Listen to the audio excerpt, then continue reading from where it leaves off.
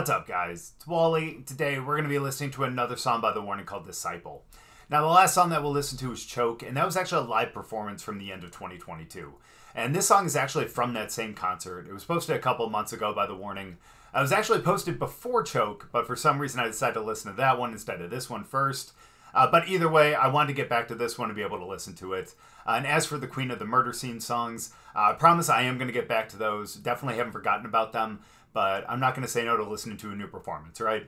But anyways, we'll get into the song, but before we do, as always, if you guys are new here, just haven't yet, please make sure to go down and hit the subscribe button. If you guys do enjoy the video, please make sure to drop a like too. But let's get into the song.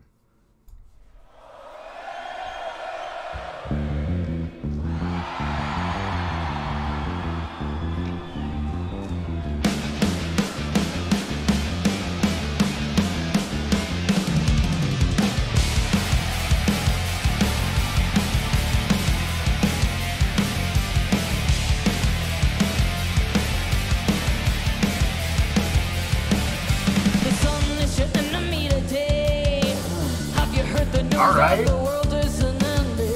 It's starting again, but all the non-believers, they keep on pretending. Sun is your enemy today.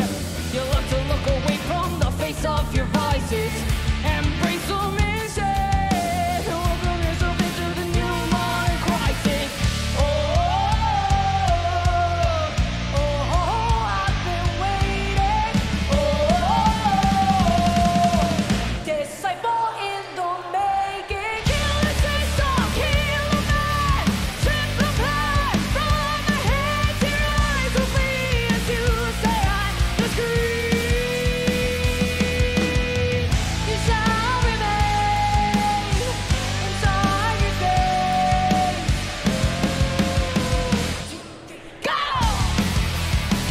Dude, this song is so dope. Holy cow. Dude, honestly, like, just that, like, rocking, just driving beat from the get-go is insane. The bass line from LA, like, in the beginning, holy cow. That is absolutely insane to me. That's just so dope. I love the way that they started this song. And I love the fact that they kind of highlighted her in the beginning there. But then just to go into that, again, just like that driving rock beat is so dope. But then once they get into the first verse, like, all that kind of drops out, you know, well, not all of it, but, you know, the bass line is still there, but the guitar kind of drops out and, you know, the drums are kind of doing their own kind of beat and all that. I think that's so cool to make that little change up there and then to get back into it once you get into the chorus. Just such great song construction, I will say. But that bass line, Ale is so insane on the bass, man. And again, like, because, again, we've been watching a lot of the Queen of the Murder Scene stuff. And that was from a while ago. And again, just to kind of see her evolve as a bassist is incredible. It's really, really incredible. And I know I'm just kind of highlighting her there because that bass line was so dope. And especially throughout the verse, too. But again, all these girls in general are just incredible. I love the fact that all three of them are singing, too. It just sounds incredible. It just blows my mind every time. Because again, I actually, because I've been listening to a couple of the Queen of the Murder Scene songs, like, you know, just on my own because I just really enjoy them. And it's just, again, you can kind of hear the difference. You know, it's like, it's not an incredible difference because I'm not saying that they weren't good back then because they really were. But again, to kind of see how they've evolved and to see how they are on stage now compared to back then too, you can just see the level of comfort on here as well. And I'm sure it helps when you have like this many people were there, like just kind of singing with you, just rocking with you. Like it's really, really incredible. But again, this song is really, really dope. Man, this is just quintessential rock to me. You know what I mean? And again, Disciple in the Making. Yeah, got three of them right here.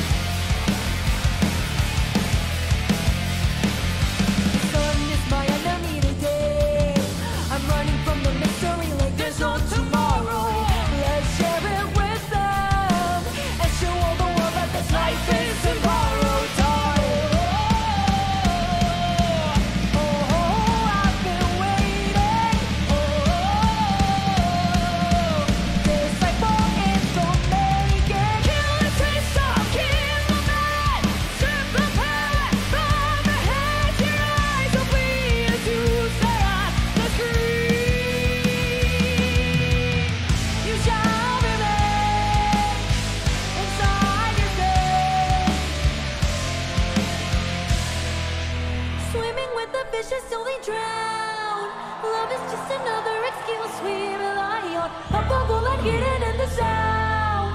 He will always be a good friend when the sun goes down.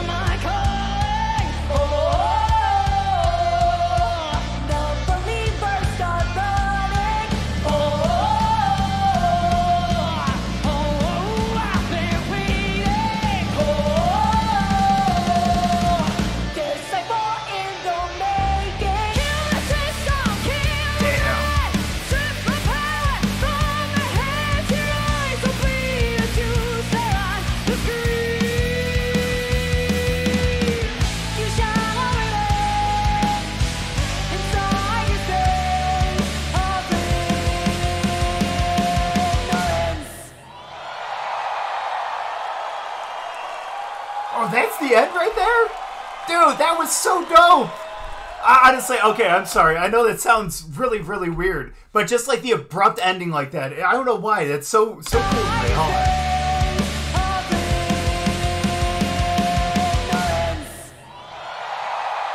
Dude, I don't know what it is. That's just so cool to me right there. I think it's because... sorry, hold on. Let me make sure that there's nothing else that I just missed here. Yeah, that's just the end of the song. That's so cool. Holy cow. Okay, so I'm sorry. I think part of the reason why that's so cool to me is because one of the bands that I listened to like early on when I was like starting to react to things was a band called Dirty Loops, and a lot of their songs kind of ended abruptly like that too.